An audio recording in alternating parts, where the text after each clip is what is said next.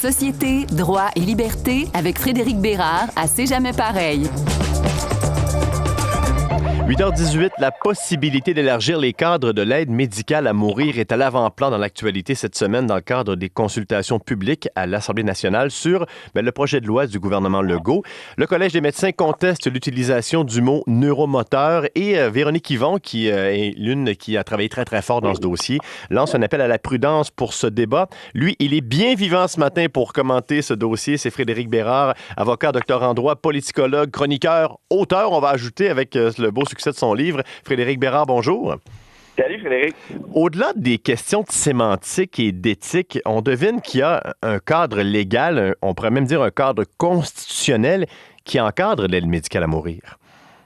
Oui, ben en fait, dans la loi qui a été adoptée dans la foulée de l'arrêt Carter, on a exempté les questions de santé mentale de l'application de la loi. Ceci dit, l'exemption tire à sa fin bientôt. Et de là, la renaissance d'un débat qui est excessivement difficile, qui est celui de savoir est-ce que les gens atteints de troubles mentaux peuvent ou pourraient invoquer les dispositions pertinentes de la loi sur l'aide médicale à mourir. Évidemment que les enjeux de santé mentale ne sont pas, transposables de manière identique à d'autres types d'enjeux, par exemple un handicap très, très physique.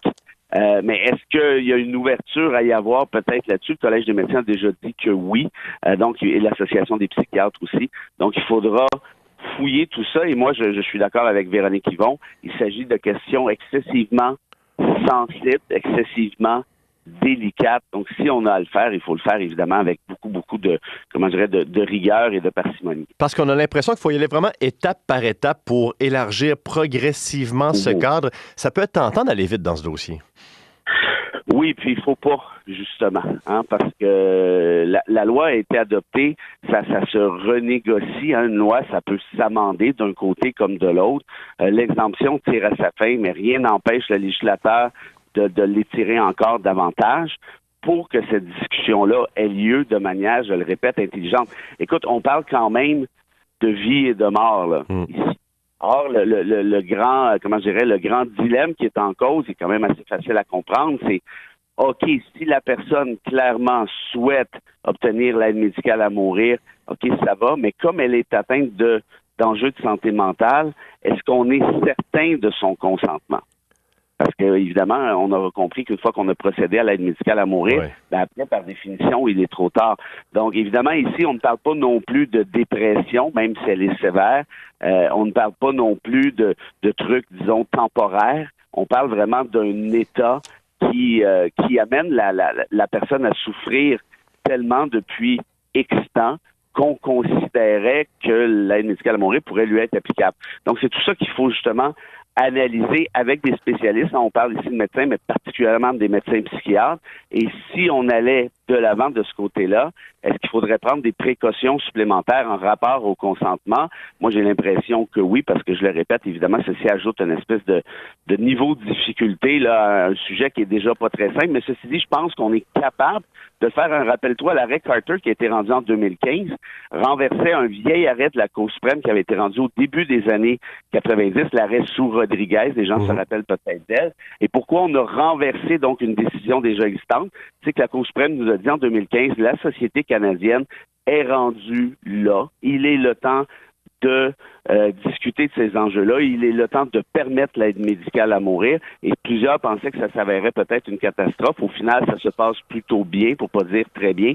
Mais encore une fois, il faut y aller tranquillement, particulièrement pour un sujet aussi sensible que la santé mentale. Et sur le plan légal, parce que là, comment ça se déroule? Nous, on voit souvent des politiciens, des députés qui en parlent, des médecins, des représentants du Collège des médecins. En coulisses, est-ce qu'il y a des avocats vraiment qui sont directement impliqués dans ces dossiers?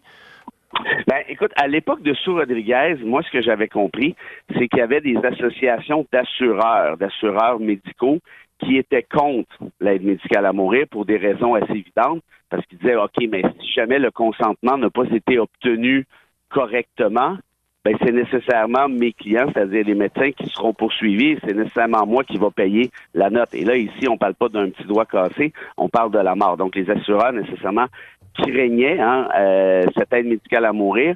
Ça a évolué jusqu'au renversement, donc je l'expliquais, en 2015 par l'arrêt Carter. Aujourd'hui, je ne serais pas surpris, j'ai pas d'informations privilégiées là-dessus, mais je ne serais pas surpris que ces mêmes assureurs soient un peu, comment je dirais, aux barricades, un peu inquiets, compte tenu de la difficulté, du niveau de difficulté supplémentaire que présentent les questions de santé mentale. Alors, on va suivre encore les dossiers. Il y a de bons articles à lire ce matin qui suivent attentivement ce qui se passe. Je veux terminer avec un petit saut en politique. Il y a une élection partielle lundi soir. Est-ce que ça a été une victoire de Québec solidaire ou une débarque du Parti libéral du Québec qui s'est passée lundi soir?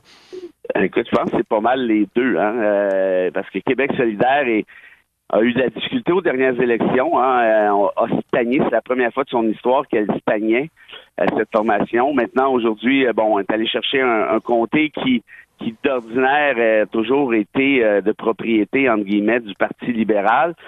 Ce même Parti libéral, chez les francophones, Frédéric, c'est une catastrophe. Là. Il est à 4-5% au moment où on se parle. C'est impossible de gagner le pouvoir au Québec avec un si faible score chez les Franco. Et là, il va falloir qu'il se passe quelque chose au Parti libéral, probablement une course à la chefferie pour rebrasser les cartes, parce qu'autrement, ce parti va être coincé dans le West Island. Quant à Québec solidaire, là, la question, c'est de savoir, est-ce qu'il sera capable d'aller chercher des comtés à l'extérieur de Montréal ou, à l'inverse, va aller chercher les autres comtés du Parti libéral sur l'île? Si c'est le cas, c'est quand même pas si mal, mais encore là, le potentiel de croissance est assez limité. Si tu veux un jour gouverner le Québec, il faut que tu sois capable d'aller chercher le vote francophone, particulièrement en région. Frédéric Bérard, toujours intéressant. On peut vous lire, on peut te lire dans différentes plateformes. Et sinon, on peut t'entendre tous les mercredis et en rattrapage sur la page de C'est jamais pareil. Merci beaucoup, Frédéric. Avec grand plaisir. Salut. Salut.